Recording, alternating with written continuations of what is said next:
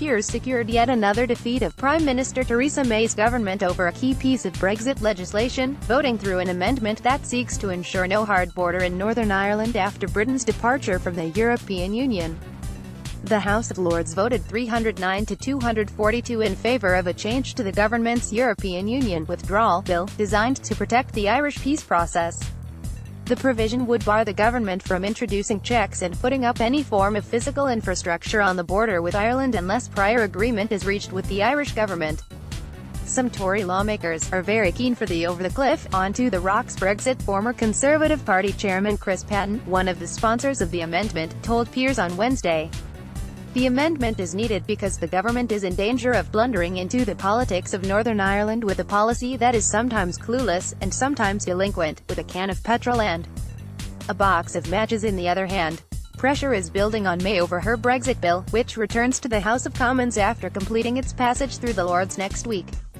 Wednesday's was the 10th time that Peers have voted against her, including over the customs union, human rights, ministerial powers, and environmental protection. While the elected, lower chamber can overturn changes made by the unelected upper house, it's far from certain it will do so. May lacks a majority there and depends on votes from Northern Ireland's Democratic Unionist Party.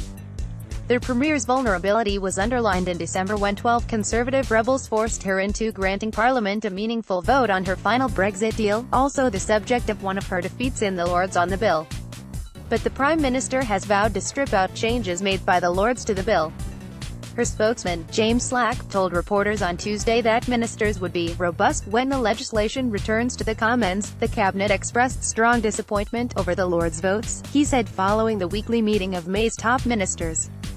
They risk tying the government's hands behind its back in negotiations. While May herself has pledged there will be no new border infrastructure in Northern Ireland after Brexit, her cabinet is still grappling with how to achieve this while still exiting the EU's customs union.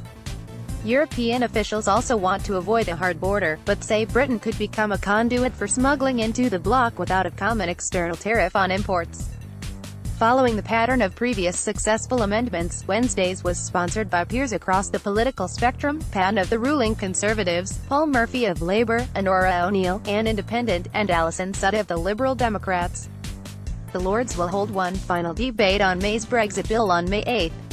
The government faces another defeat then on an amendment removing from the legislation the government's fixed Brexit day of March 29, 2019, according to Labour's Brexit spokeswoman in the upper chamber, Diane Hayter, who has successfully predicted all of the government's losses to date, with assistance by Robert Hutton.